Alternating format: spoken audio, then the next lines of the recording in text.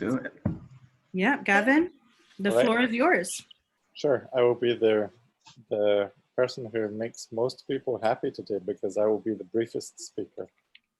Ooh, yeah. My name is Gavin Grant, and I would like to welcome you to Book Moon, who is hosting Strange Light on the interwebs.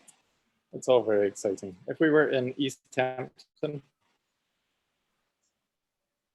I would be standing up in front of you, and I would be saying something like this. This event takes place on lands traditionally owned by the Pocumtuck people, and we wish to acknowledge them as traditional owners. We'd also like to pay our respects to their elders, past and present, and native elders of other communities who may be here today. And we do that at the beginning of every event. Today's reading is part of the Strange Light reading series, hosted by Alexandra Manglis and Yvette Nolovu. I'll get your name right. I apologize, Yvette. If we do this every month, it shouldn't take me that long, right? Practice and practice, I apologize. So tonight's reading is two fantastic readers, Julie Day and Cadwell Turnbull, and I will turn you over to the Strange Light hosts. Thank you very much for coming. Thank you, Gavin. Hi, everyone. Welcome to Strange Light Reading Series' second event. So glad to see so many familiar names in the audience. Just wanted to do a shout out to Book Moon Books and let you know that you should go to their website. You should buy books from them. You should buy fun clothes from them. I believe I'm wearing a Book Moon t-shirt. So you can, and if you are local, you can actually now visit their store with appointments only. I did that for the first time last week, and it was amazing to be in a bookstore again. That's the right idea, Gavin. That's my plan for after. Yeah. So I wanted to let all of you know, if you want to put, there's a Q&A section down in the bottom. You can throw questions into there and you can put thumbs up. And so we'll slowly collect your questions to ask the readers at the end. And I will turn us over now to Yvette for the introductions. Yeah, we're so excited to have these wonderful readers with us. So Julie will be reading first, and then Cadwell will be second. So I'm just gonna read their bios. Cadwell Turnbull is the author of The Lesson. He's a graduate from the North Carolina State University's Creative Writing MFA in Fiction and English MA in Linguistics. Turnbull is also a graduate of Clarion West 2016. His short fiction has appeared in The Verge, Lightspeed, Nightmare, and Asimov's science fiction, and a number of anthologies, including the dystopia Triptych and 12 Entanglements. His nightmare story, Loneliness is in the Blood, was selected for the Best American Science Fiction and Fantasy 2018. His Lightspeed story, Jump, was selected for the year's Best Science Fiction and Fantasy 2019 and was featured on LeVar Burton Reads podcast. His novel, The Lesson, was the winner of the 2020 Newcomb Institute Award in the debut category. The Lesson was shortlisted for the VCU Keble Award and longlisted for the Massachusetts Book Award. Turnbull grew up in the US Virgin Islands and currently lives in Raleigh, where he teaches creative writing at North Carolina State University. Julie C. Day, Stark fantasy novella The Rampant, was released in 2019 and is a Lambda Award finalist. She is also the author of the collection Uncommon Miracles. Her numerous short stories can be found in publications such as Black Static, The Dark, Podcastle, Interzone, and the Cincinnati Review. Wearing another related hat, Julie is the editor of the charity anthology Weird Dream Society, released in 2020, and all proceeds from that anthology are going to a nonprofit, which we will also link in the chat. And Julie lives in New England. You can find her online at this Julie Day and on her blog, stillwingit.com. A virtual applause for our readers. Okay, should I just start? All right. I'm reader number one. I'm going to read from two pieces. One is an excerpt from a short story that is still out on submission, and another is an excerpt from The Rampant, which Gavin has available at the bookstore. So this is called Whole Bodies Are Never Left Behind, otherwise known as skeletal articulation. And I'm going to be reading the slow burn. We won't get to the horrific end, but it should be good. Reaching the ocean. From the edge of the road, Minnow glanced at their new home. The house slumped across its lot, a worn-out carcass, stretches of graying wooden bone exposed. After 7 highways and 6 states, the 3 of them, Minnow, Mama, and Annabelle, had finally reached Cape Cod, just as Mama had promised they would. "It's okay, Annabelle." Clutching the cat to his chest, Minnow pressed his lips against one of her flattened ears and breathed in her oily, dry fur scent. But even Annabelle couldn't disguise the musty odor of rot and salt water that flooded in from all directions. Minnow understood that everything died. As Mama kept reminding him, it was basic biology. "Just another one of those textbook facts of yours, Minnow." Still, he felt uneasy. Words could hide as much as they revealed, especially Mama's words.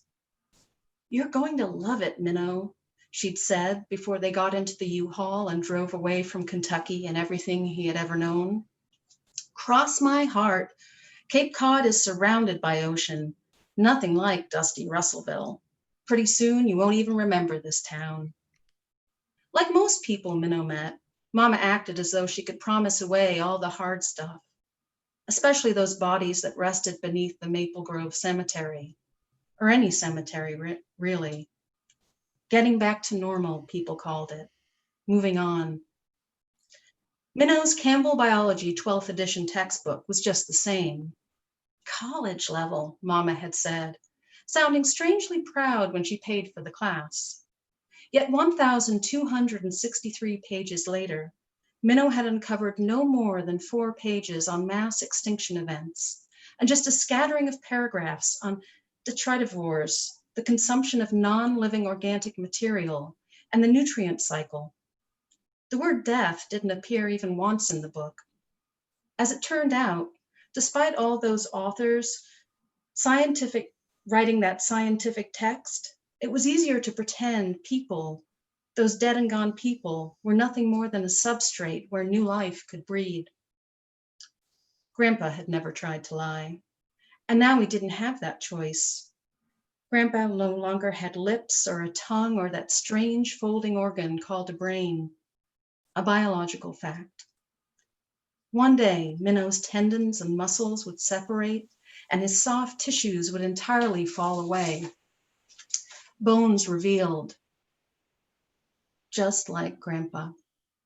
That's what graveyards and dead relatives and all those headstones in the Maple Cemetery were all about, the calling of bone to bone. Yet somehow, one state line after another, Mama kept promising it all away. And now she stood on the street in front of their new home, battling the U-Haul's ramp, oblivious to the rotting truth. Cape Cod was nothing but an oceanic graveyard. It sent an endless scream of, "Please remember me."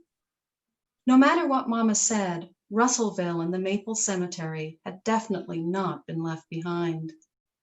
"God damn it to hell!" Mama kicked the truck's rear bumper with one sandaled foot, then winced as she stubbed her toe. "I thought you said I shouldn't swear," Minnow said. "Yeah, I know."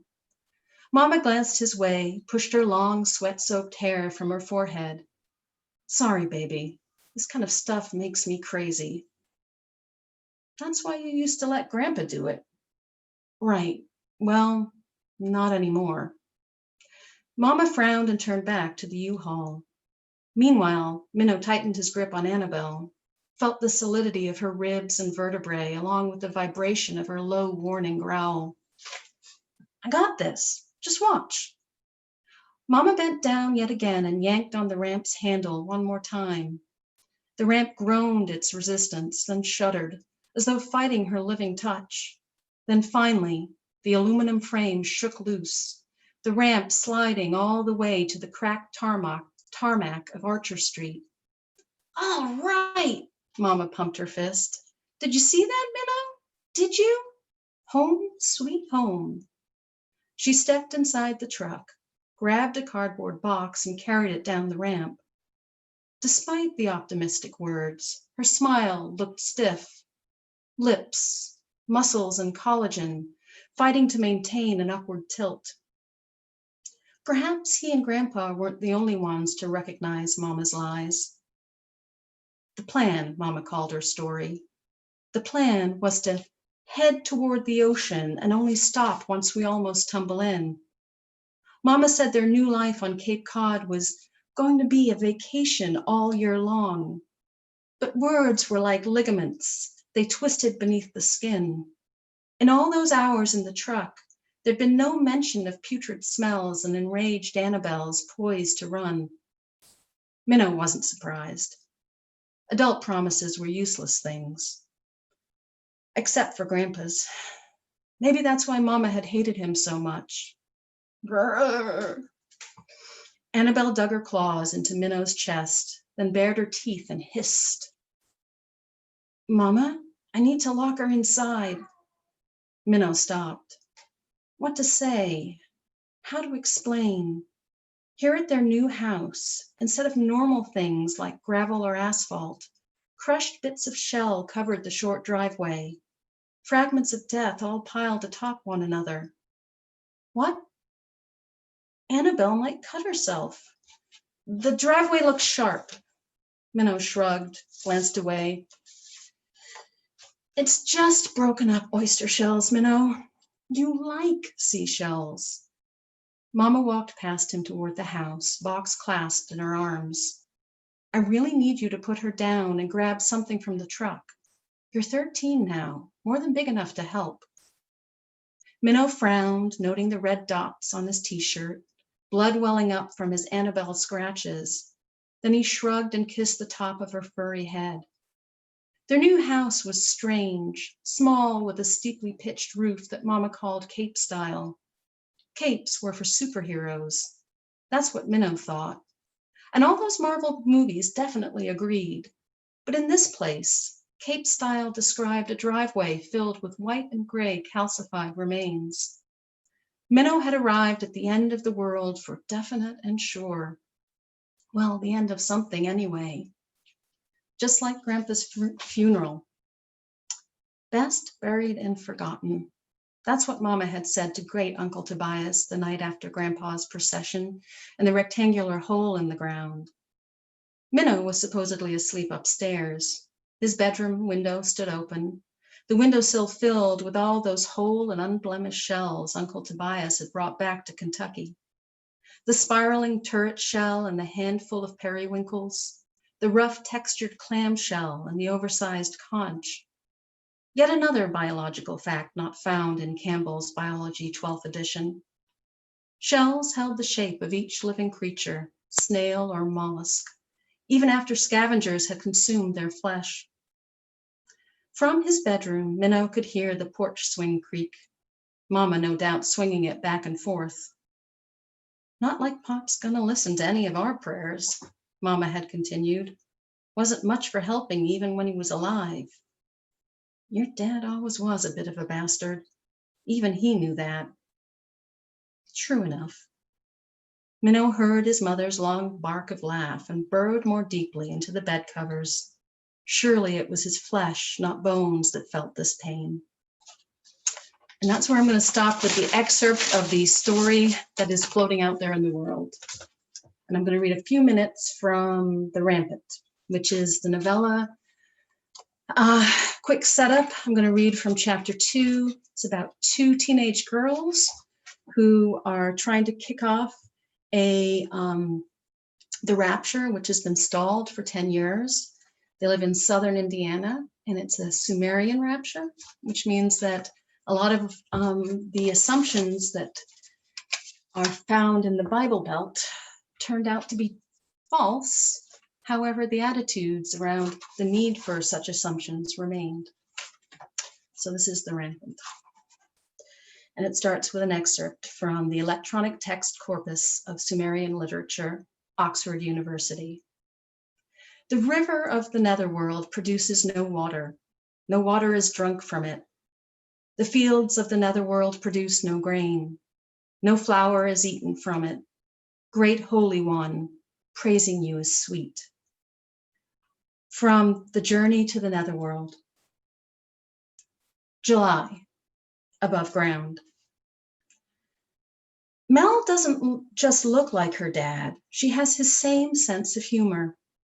When he was alive, Mr. Borellis kept a little statue of Katrina, the female Day of the Dead skeleton, next to their family altar. Not exactly regulation Sumerian revivalist, but close enough. The statue wore a gown with a plunging neckline, the breastbones thrust out, just as though they were still covered by two rounded breasts. It was one of the first things Mel's mom got rid of once Mr. Borellis disappeared. Mel said her mom didn't want to think about who Mr. Borellis might be meeting in his new, very physical afterlife. It was a joke, mostly. Even before the failed rapture, Mr. Borellis was the kind of person who thought pretty women were bitches. Oh, sorry, Mrs. Borellis was the kind of person who thought pretty women were bitches and dutiful daughters should attempt the background fade. In this God-fearing world, female insecurity is just one of the many ritual sacrifices women and girls are expected to perform. Mel gave up on fixing things with her mom long ago. And now that her dad is gone, all Mel thinks about is Mr. Borellis's imperfect afterlife and the moments before his death. We made it home from school just fine. We still do, she tells me yet again. Like somehow it's our fault Mr. Borellis didn't want us to attempt the half-mile trip alone. Love is one fucked up drug, I think, but don't actually say. Mr. Borellis, well, the guy overflowed with it. I remember the twisted gut feeling as Mel and I stared through the reinforced glass of the school's office window. I remember the way I avoided mentioning that Mr. Borellis had never before been late, and the shameful, sour taste in my mouth. I was glad Mel and I were safe inside. The rest of the school had already sprinted or skulked their way along the edges of the street, most of them without a parent in tow. Mr. Borellis was one of the few child escorting exceptions.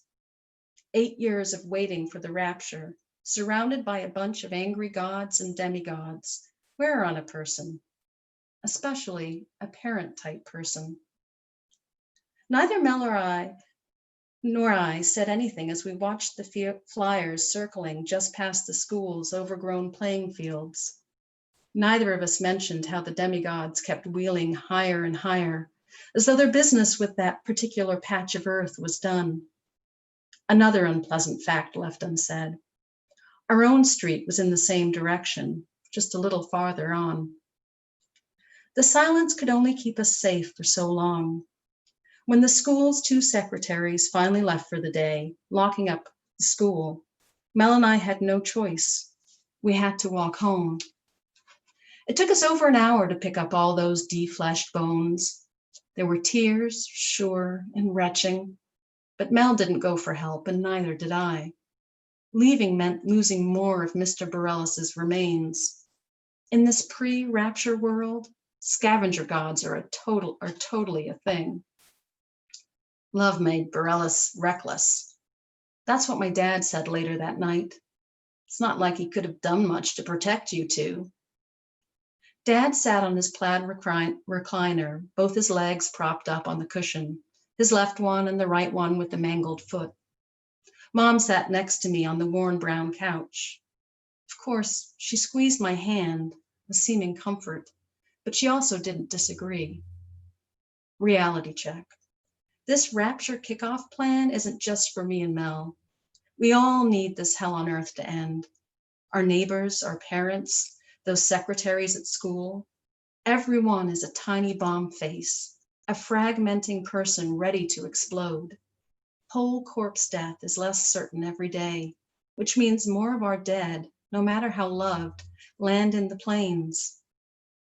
Among the rapture's many self-evident advantages, after the living world ends, there'll be no more defleshed bones. In fact, there'll be no fresh corpses of any kind.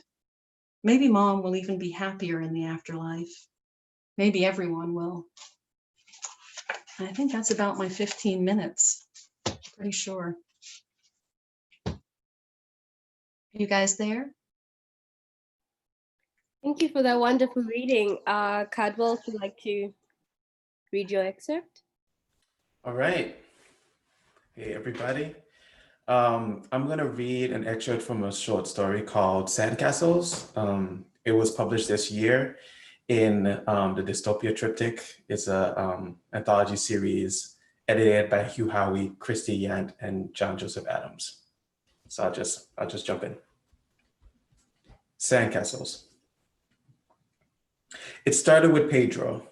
Pedro shit at his job, Martinez. We had to make lists. You know, those terrible internet lists on those crap websites with enough click ads, you'd catch a virus just by being there. Lists like top 10 men's shavers, top 10 kitchen knives, top 20 vacation destinations to take your mom and dad. The clients provided the text, so we just had to go to the websites paying for the top spots, copy and paste, maybe finesse it so you didn't sound like a bot. I'm telling you, brother, you could have done this with half your brain oozing out of your ears. Pedro spent all day on just one of these, all damn day. We tried to help the kid, but we had our own quotas, and no one could orchestrate the sort of miracle Pedro needed. We gave him a hard time, but we loved the guy. Funny as hell, sweet too. He dropped out of high school, so you know I had a soft spot for him. 19 years old and without a clue. Sound familiar? They moved him to a fulfillment center with an 11-hour workday, optional overtime, and a dorm room the size of a child's closet with one shared bathroom for the entire floor. The thing is, Pedro had a bad back. Maybe if he was some rich guy's son, he'd have come out okay, but Pedro was from the struggle since birth. It didn't take long for Pedro to push his body too far. He was laid up for about a week before they iced him. They said he was faking it. Didn't bother giving him an MRI. Have I lost you yet, brother? My now limited interactions with people outside my farm have shown me that they'd be squinting at this point. What do you mean they didn't give him an MRI? There are laws. Excuse my laughter. Companies break laws all the time and no one blinks. They'll present a false MRI after they ice a dude, and who's going to challenge it? The government? Please. Certainly not all the people with sun in their eyes. We found out what happened to Pedro through his friends at the fulfillment center. Like I said, he was a sweet kid. A shame, really. Alone in my dorm, I cried for Pedro, making my pillow so wet with tears I had to turn it over. Then I put Pedro down to survive, to keep the cold out. The cold is sneaky like that. It finds its way in through gaps you leave open. My roommate Tomas didn't put Pedro down. Week after we heard he got iced, Tomas turned to me and said, "I'm done, man." I was too scared to ask him what he meant. I just stared at him. He nodded to himself, satisfied with his decision. Tomas was an anarchist, the harmless kind. Read radical books and talked hard, but called himself a pacifist, which meant he wouldn't throw a Molotov through your window unless you really pushed him. But a dude like Tomas, when he said he was done, you know he was on some stupid shit. The next day, Tomas came down from the dorm, sat at his desk, and did nothing. He didn't play solitaire on his computer. He didn't even crack one of those book-shaped sleeping pills he kept on his desk. He just sat there like a robot on a charge port. "You're not seriously doing this," I said, trying to shake him out of it. "Tomas, don't be crazy," said Rafi, leaning out from the other side of the cubicle wall. "This is slavery," Tomas said, and then he said it again. "I'm done." I looked at Rafi. He looked at me, terror in his eyes. "They'll ice you," I said. "Let them," he said. Remember that time Mom came home from work, her back throbbing with pain, and I gave her a massage? You were sitting at the kitchen table studying. Bella was in front of the TV. "How's school?" Mom asked. I was going to lie, but you didn't give me a chance. You interrupt saying he got in trouble for not doing his homework. Mom slumped lower in her seat and placed her head in her hands. I didn't know what was happening until I felt her shoulders tremble. Soon everyone knew. Bella got up from the TV, watching us frozen. You looked up from your homework, remorse showing on your face. I don't want you to become like your father, she said. I want you to get out of here. I'm not good at school, I said. Mom's sobs intensified. You dropped your pencil, grabbed me by the collar, and pulled me to you. Shut up. I obeyed, not speaking for the rest of the night. A little about Tomas. He dropped out of college his last year. Most people might think, well, that's silly. You got all the way there, why drop out? But I know the other side, seeing a finish line you hate and deciding to buck the whole thing out of spite. It made sense to me. By his senior year, Tomas couldn't concentrate in class, couldn't keep his grades up, and realized it wasn't what he wanted. The emperor's clothes, he said, in that dreamy way he said things. Tomas was smart though. He spent all his money on books, used ones, but still, huge tomes that told you exactly what they were in the title. A treatise on global consumption, a brief history of solidarity economics, which wasn't brief, nothing with brief in the title ever was. He could read these books cover to cover in days. How he found the time I couldn't say, with all the overtime they offered. I spent a lot of time with Tomas. As doormates go, he was solid. Not everyone looked out that way. We ate at the farm's cafeteria together because our conversations made the shitty food tolerable. Sometimes we'd stay up at night just talking, our lazy voices traveling to each other until one of us fell asleep. Once a month, we went out to a movie about all the leisure we could afford and got ourselves a cup of coffee afterward, sipping the bitter liquid until its heat settled to room temperature. We left the farm to pretend we had the freedoms of people with chosen jobs, not jobs thrust upon them by the government, but eventually we turned bitter with envy as we watched people spend their money without a care. Most of the money we made went to room and board at the farm. Look at them, Tomas would say, so comfortable. I knew it wasn't that simple. We were all getting screwed some way or the other, but Tomas's fury caught like fire in me too. I had to watch myself because I could feel the heat rising, feel it taking over, the frustrated rage. Sometimes I saw people smiling and my mind went dark, blacker than black, and I wanted to hurt them. I wanted to consume their joy like some shadowed thing feeding off their light. Once a month was all I could manage in the world. It put my head in the wrong place. But Tomas was worse. It never went away. Each time his rage amplified, the echo morphing into an air-splitting screech. Those dry books of his did the rest, made kindling of his soul. The night before Mom died, everyone was standing around her hospital bed. Mom looked wasted away, her hair almost completely falling out. In a soft, weak voice, she called to me, "Come here, Daniel." I came over. "How are you doing?" she asked me. Could you believe she asked me how I was doing? I said I was doing all right, don't worry. I'm sorry I left all these bills behind for you to pay off. There's no way Rick can pay it while he's at school. Don't worry, Mom, I said. I got it all taken care of. Mom looked suddenly lucid, looking me in the eyes. She squeezed my arm. You never listened, not your whole life. Even in our hospital bed, she knew I was up to no good, like father, like son. I regret that I disappointed her. I want you to know that. You don't have to believe me if you don't want to.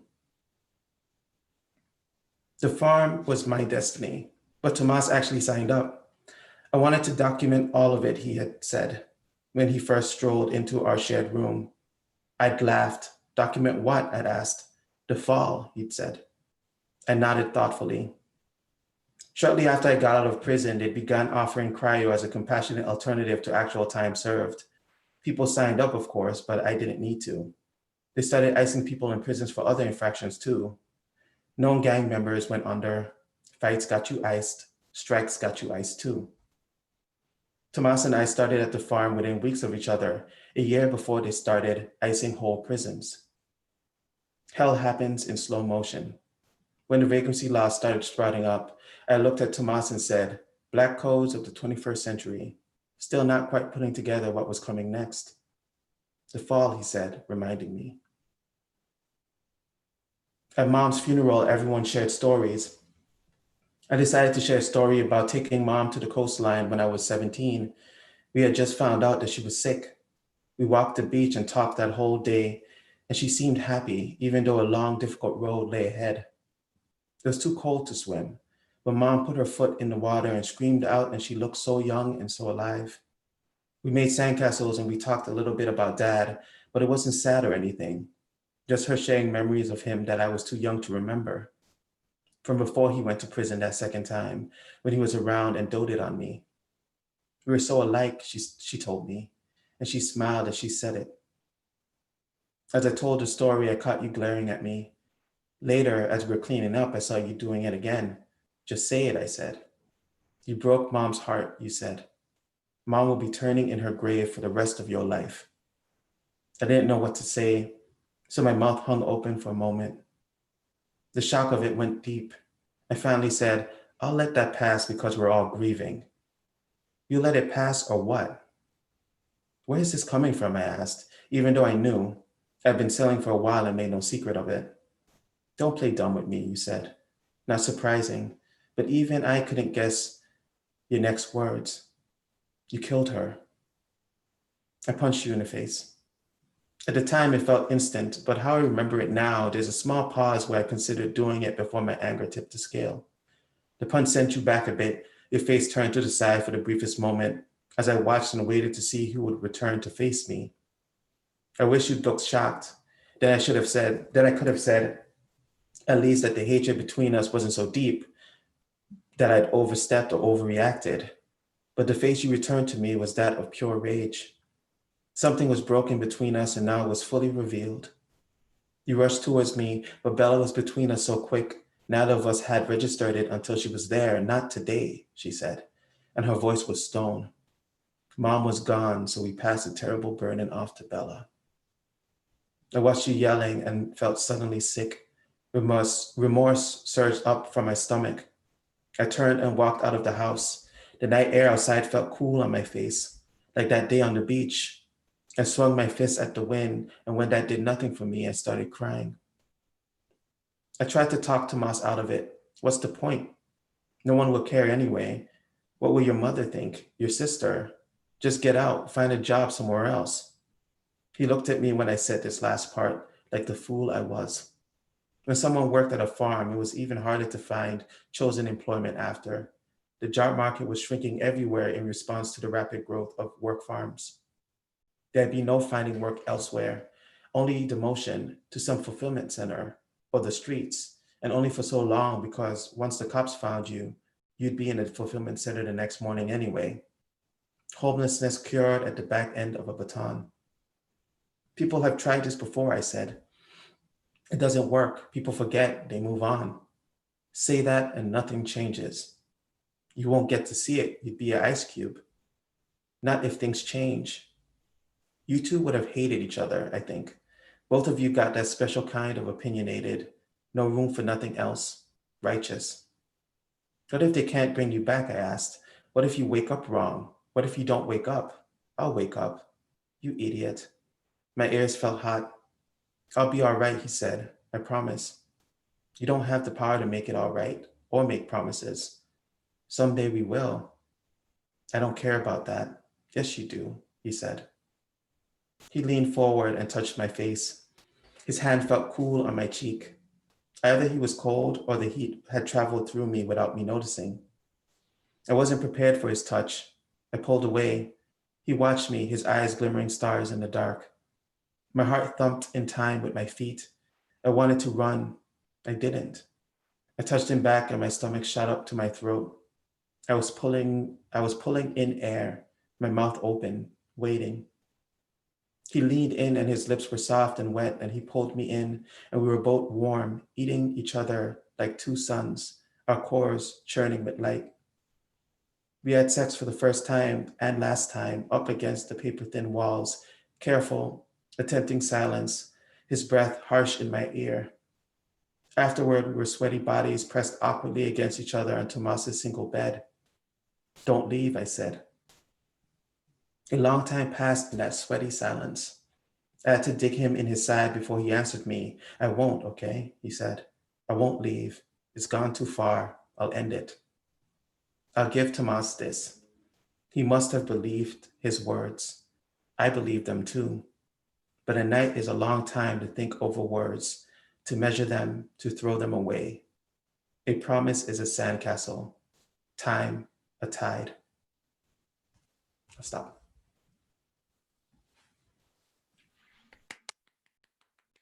Thank you.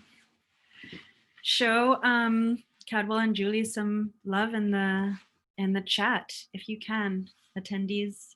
It was really beautiful. If I turn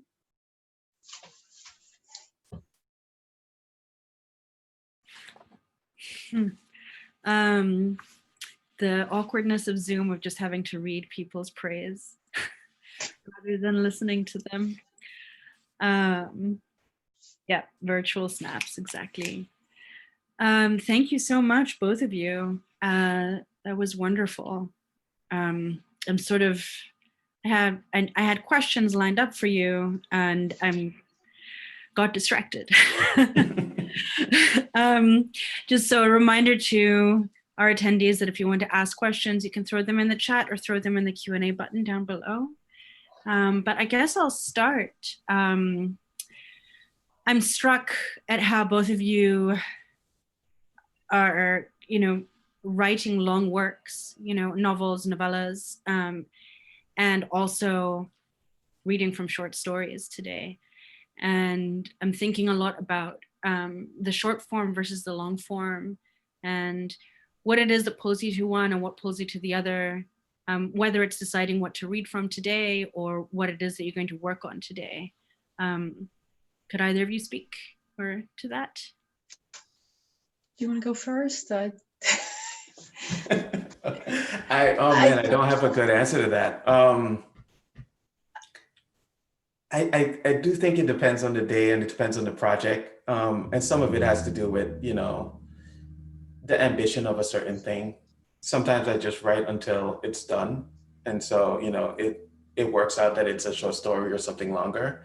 But sometimes if I'm thinking I want to do a lot of things with this particular project, I'll think about it in its long form. But I tend to write similarly in both forms. Like when I think about novels or long form work, it's kind of collections of different people looking at a particular thing, or the plot is kind of told through multiple perspectives, and so some of the parts could be read like stories.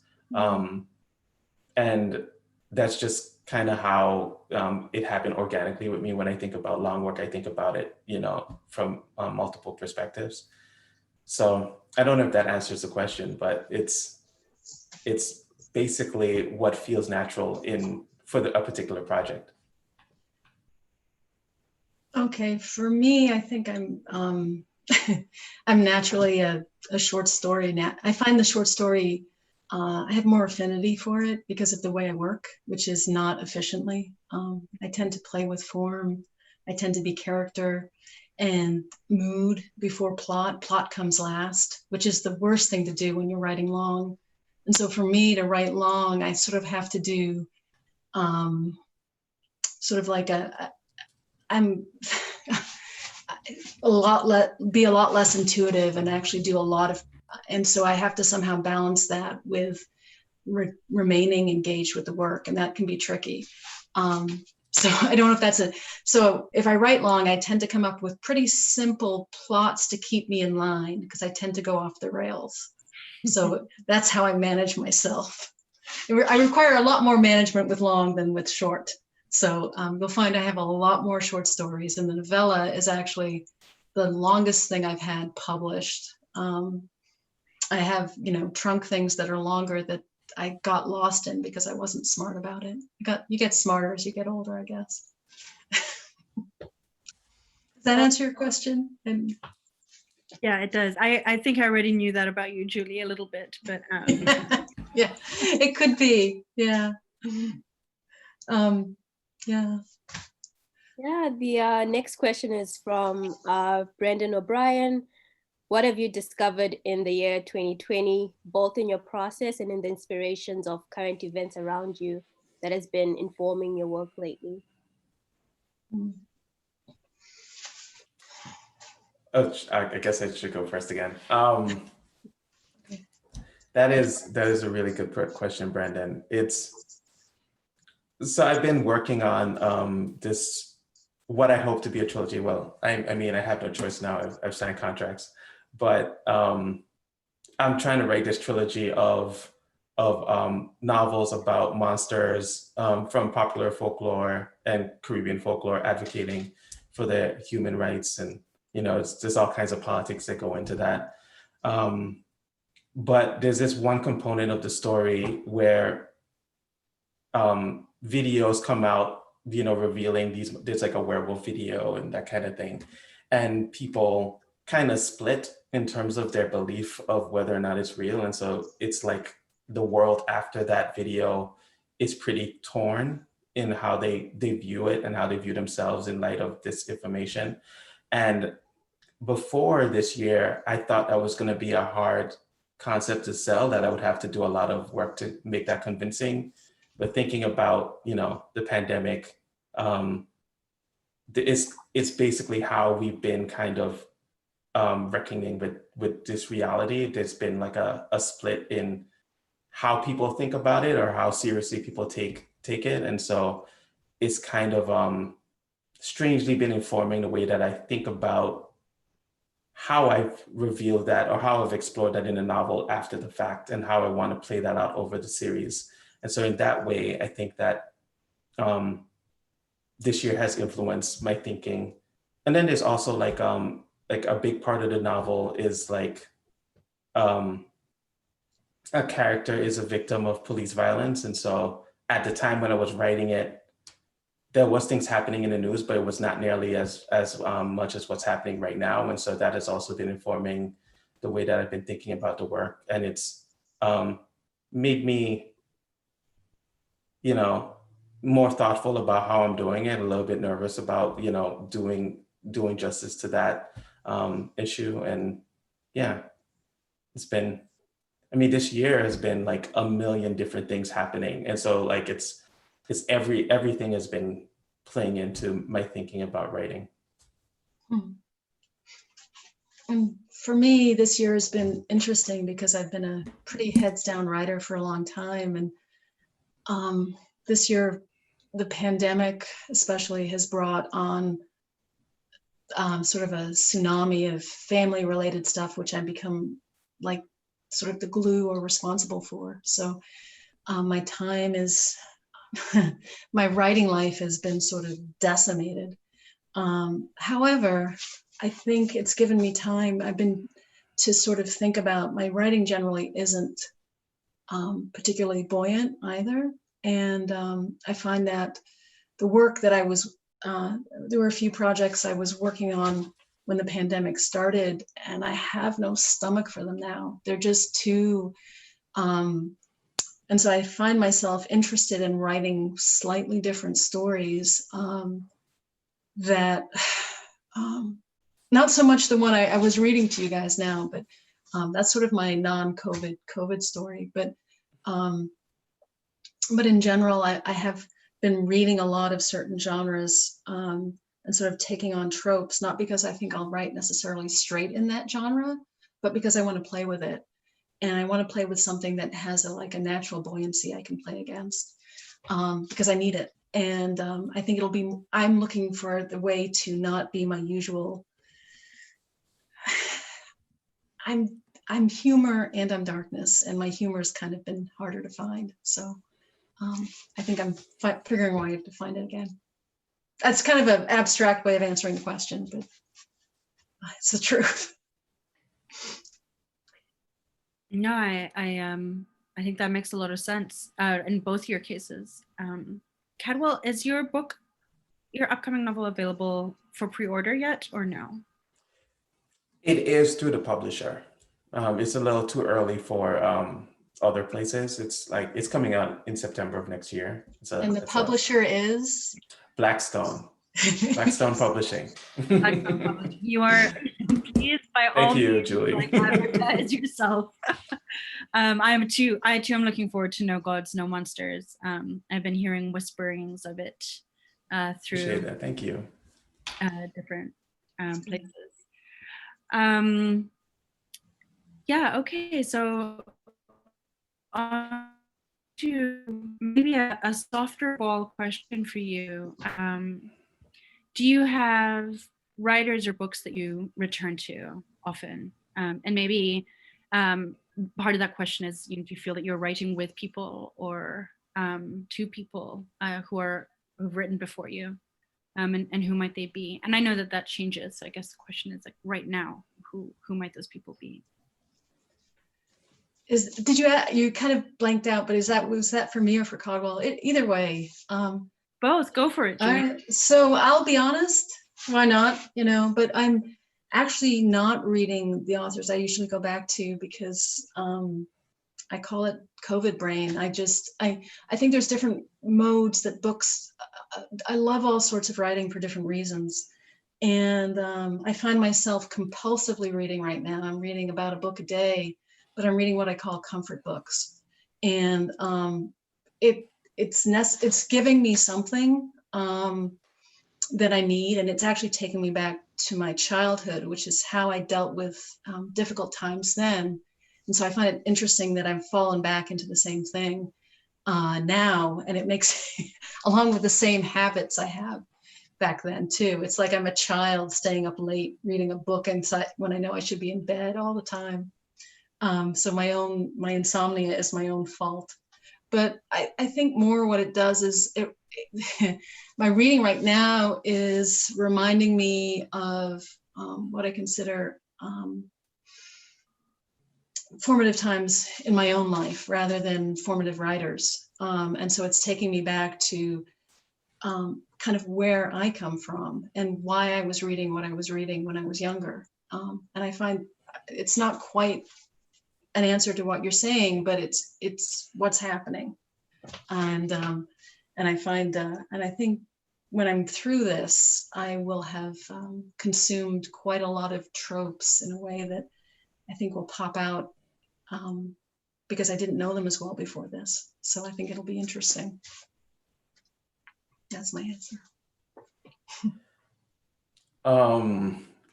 I haven't been reading as much either. And I mean, part of it is COVID brain, but also I've just started teaching and I've been reading a lot of student work, which is inspiring in a different way. But when I do read, I've been going back to reading The Found and the Lost, the Ursula Le Guin collection. And that has been, really good. And I've been reading a lot of nonfiction, to be honest. And some of it is for research. I've been making my way through The Burning. It's a nonfiction book about the Tulsa race massacre. And partly for research, also partly for interest. And, it's been, world expanding, learning more about it. And then, for short fiction, I also tend to go back and read a writer, Alice Munro. She writes primarily short fiction. And I read that mostly to learn. I consider her like a teacher for me. I just like studying her craft. I do have one research book I just picked up, I guess I didn't think, called Neurotheology, which is interesting to me because I'm interested in brain structure and what makes us in the intersection of science, of biology and the desire for religious connection. So that's an interesting topic, research topic for me at the moment. Our next question is from JR, and their question is, this is a question for Cadwell. I read your book, The Lesson, last year, which I think can be read as a tale about initial or early contact between peoples or beings. I am a Garifuna writer who thinks a lot about first contact among peoples. For example, Arawak in the Caribs, Kaliningo, African slave, Garifuna, white settlers, and the ways those narratives have been spun by different settlers depending on their goals. I'm wondering what you feel is possible in considering those sort of early contact stories and what limitations, if any.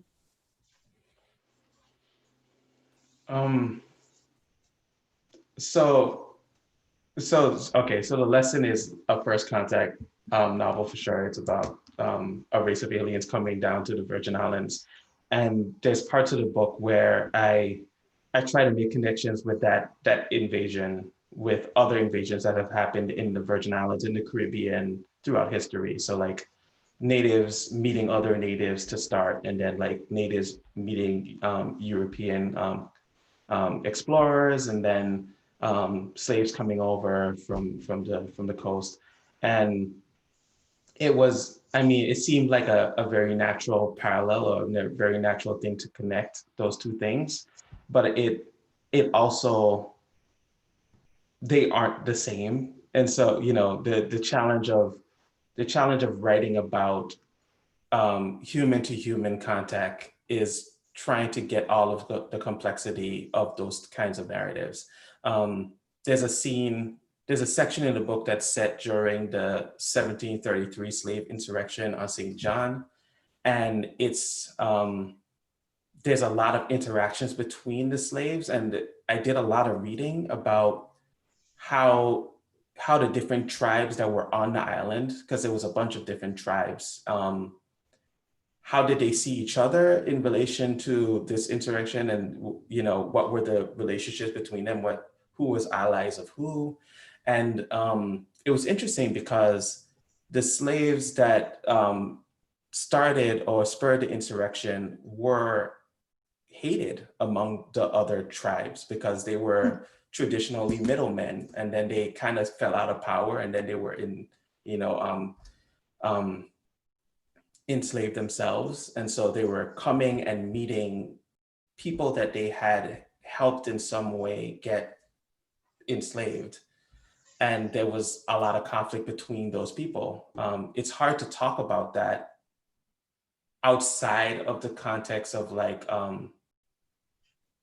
it's hard to show that distinction and that complexity, you know, within the discourse that we have right now, because we tend to think of slaves as just one monolith group, and we don't think about Europeans that way. And so that's one of the big challenges that I found trying to write about it, was that it was really difficult to explore all of that nuance, and I really didn't. And it's something that I would want to go back and try to do, but I feel like I would have to do that in its own book. It doesn't work as well thinking about it within the context of the ENA, the aliens in the novel. And so I don't know if that answers the question, but when thinking about, you know, these things, when you try to make connections between things that are like speculative and things that are real, it's very hard to give those real things the nuance they deserve.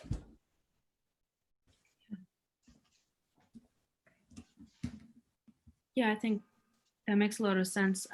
JR, if you want to say anything to that in the chat, I mean, you know, feel free. We're at yeah, here we go. We're at 8:30, so I think we can take a couple more questions if anyone has any. And I still have some questions, of course. I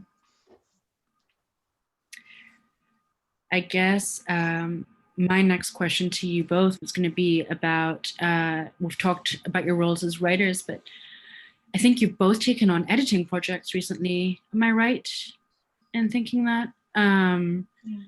So I wondered if you could speak, to that, to what it is to move from writer mode to editor mode, to put together an anthology. And then yes, we'll get onto Isabel's question too after that. But if you could speak to the editor role first, and then I would too also love to know what you do when you're stuck on a project.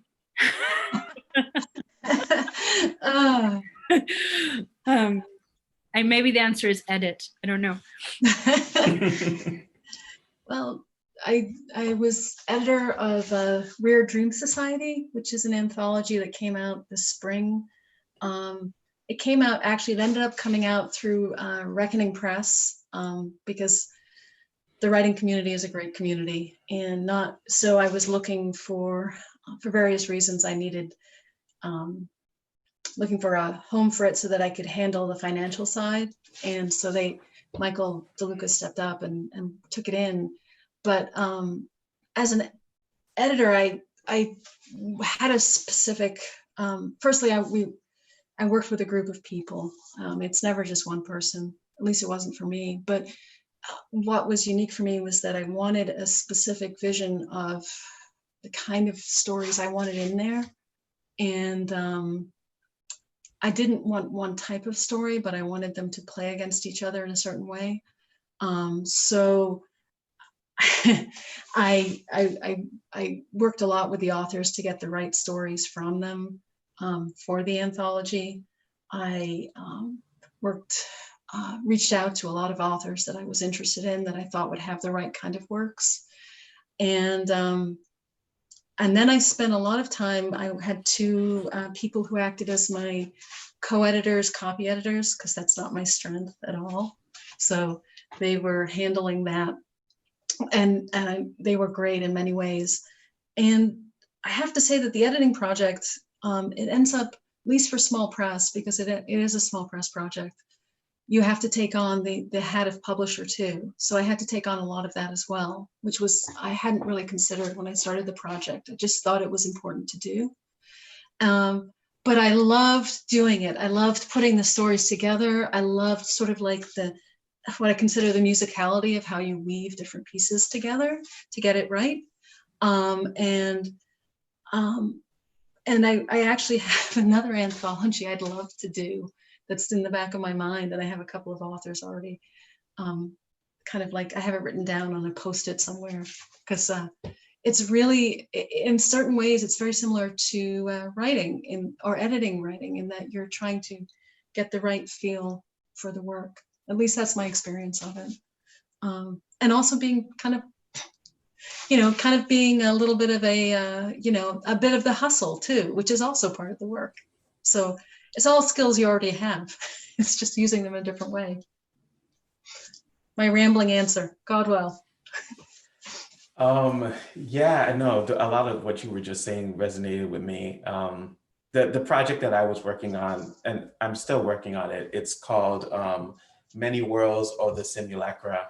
And it's a shared multiverse anthology. So like where everyone in the anthology is agreeing to share their worlds with each other. And we've been talking about expanding and doing more things and doing longer projects together and that sort of thing. And so when I started it out, a lot of it was just like finding people that would be interested in that sort of thing, be on the same wavelength, be willing to like take a short story and be open to other people playing in that world with them. And the first thing I did was I kind of like brought some of my short stories into the mix, because I wanted to encourage that culture. And so we have like a Discord where we talk all the time, and we've been kind of like, co-creating and thinking about what to do next. And right now we're just, shopping it around. I had to get a copy editor as well, because that's not my strength either. But yeah, a lot of the deciding was not just the story itself, but also if I was interested in the world, and I thought the world was really interesting, which is not a thing, at least I don't think that people are at least thinking about on the surface. Like I got excited for some stories because of the world that they were building. And so some of it was like working with them on the story because the world was working and that sort of thing.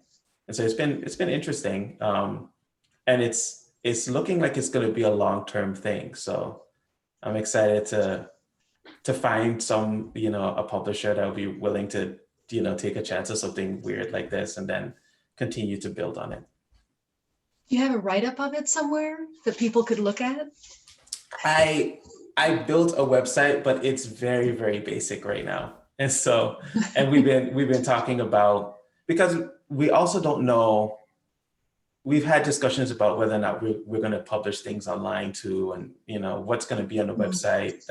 And the interesting thing about being an editor for a project like this is there's a lot of like collective conversation where we talk a lot, and some of that means that we're slow, but in other ways it means that we kind of get what we're trying to do. And so, yeah, I don't really have the short answer to that is no, not a really good write-up. I would like to see something. It sounds really fun. I love so, collaborative too. projects, they're really interesting. Isabel's question is, what do you do when you're stuck on a project? Smiley face. Doesn't involve very many smiley faces, I have to say. For me, I take years to finish something, even a short piece. I pick them up and put them down all the time because of the way I write. So it takes me a long time. I kind of have a magpie approach that involves pulling in various elements. And at some point in the story, I may realize that I don't have enough yet, and I'll put it aside. So for me, I'm not an efficient writer. For longer projects, I'll muscle through and it's painful. And that's, if I know what I'm doing, where I'm headed, I'll set goals for myself. Not in terms of page count, I can't stand that kind of stuff, but it doesn't work for me at all. But in terms of addressing an element of the story, and I'll say I'm going to focus on this right now, and then whether it works or not, I will actually bombard a couple of writing friends with daily emails and how I feel about what I'm doing. And it's rather cathartic, but also they don't have to read them. I can pretend they're reading them, but it's like a conversation I'm having with myself about it every day. And that's a way of making it kind of like pushing myself through to the other side, I guess. So that's the answer I have. Yeah, my answer is I don't know. Like it depends. It really depends. Some things that work sometimes is reading work that I really love from someone else, and then an idea will come to me, or I'll fall in love with something again, and I'll be like, okay, this is something that I can bring to what I'm working on. Sometimes music helps. Just listening to music for a little while. I like taking long walks is the more efficient way. Like, I guess it's better than taking long showers. I also do that sometimes. But that's not written a in good the thing. bath. I've written in the bath. Okay. I'm glad I'm not alone on this.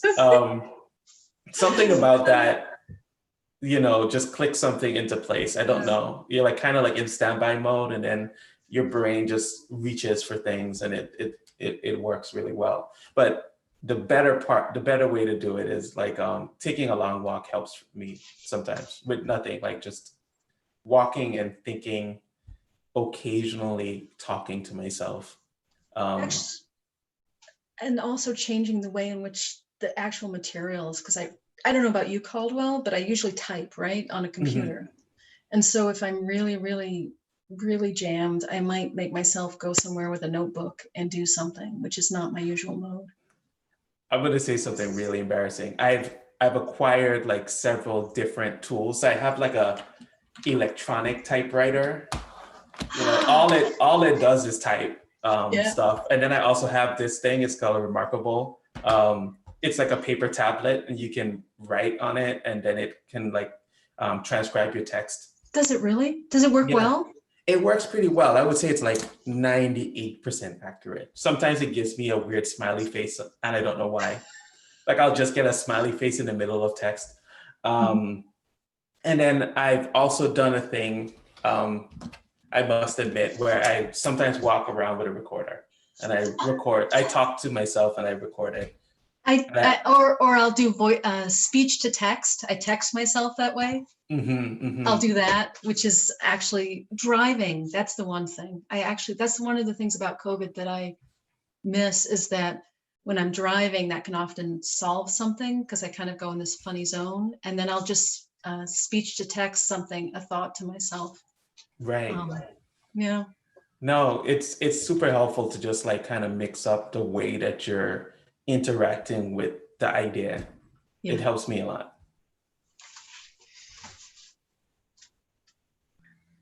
I love all those answers. They're I think most writers I speak to have just like so many different kind of devices that they use to try and find their way back into words. So I think we'll wrap up with a question of just like, what are you, I mean, you've sort of touched on this right now already, but what are you working on right now? Yeah, what do you see coming out from the work that you're doing right now in the next year or so? Okay, so I've been working on a project with Zero Box. It's kind of this it's a time travel story. It's kind of like a time travel thriller with a guy going back in time to try to stop the Tulsa massacre from happening.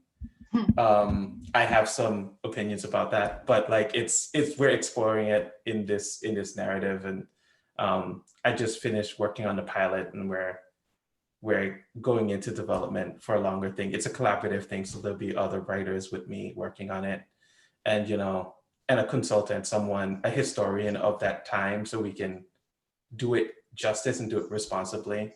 I personally don't think you can change a particular event without changing the underlying issues, and so we're going to explore some of that in the story as well. So I'm excited about that.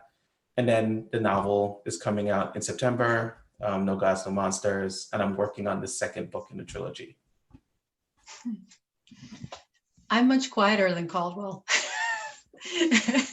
And the novella in the fall and the anthology in the spring. And now I've been working on, well, short fiction and another novella that it'll be a short novella though, that I've sort of, it's sort of a dystopian thing, but it's also viruses and large public art displays and environmental collapse and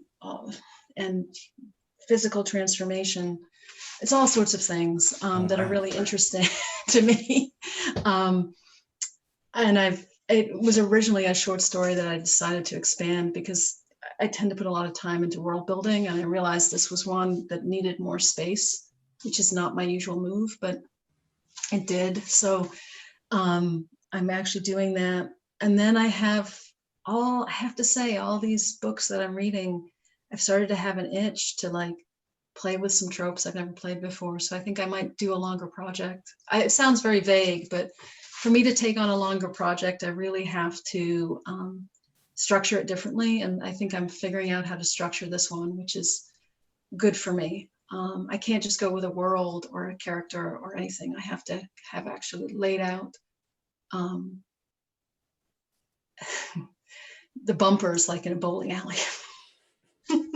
So I get too excited about things. So I think I have some interesting bumpers, and I'm going to be sitting down and actually sketching it out this fall, because to be honest, this has been a really rough year for my family as well as the pandemic. And so this fall is the first time I really have time to have the mental space to really fully immerse myself in something for a while. And it's a strange feeling to have not done anything like that for a while. Poking along is not my usual speed. Your project sounds really cool. Oh, thanks. All the projects sound very cool. I'm really looking forward to what's going to be coming out in 2021 and further. I just wanted to thank you both so much for coming on to the reading series today. I'm really, really glad that we were able to do it virtually, even though we had planned to have this in March, right, in real life, just before lockdown happened. This is lovely, though. It's really nice. I really appreciate you guys. Yeah. Thank you for inviting us. No problem. I'm also just going to give a quick shout out to Yvette. I don't think she knew that I was going to do this, but I'm going to link to her story that came out on Tor.com. It's a flash piece with Faya. So if you want something very short to read, I've linked to it in the chat. Thanks, Alex. Oh, I see it. I will be clicking. Yeah, so I just always wonderful to be surrounded by so many talented writers, to have so many talented writers in the audience listening. Thank you, all of you, for being here this evening. It means a lot. Thank you, guys. Thank you for coming, audience. Yeah, thank you. I wouldn't have gotten to talk to everyone here if it hadn't been for this. It's really nice. So yeah, thank you. Lots of Sure. love in the chat as usual. Great. Okay. Okay. Bye, Goodbye, everybody. everyone. Bye.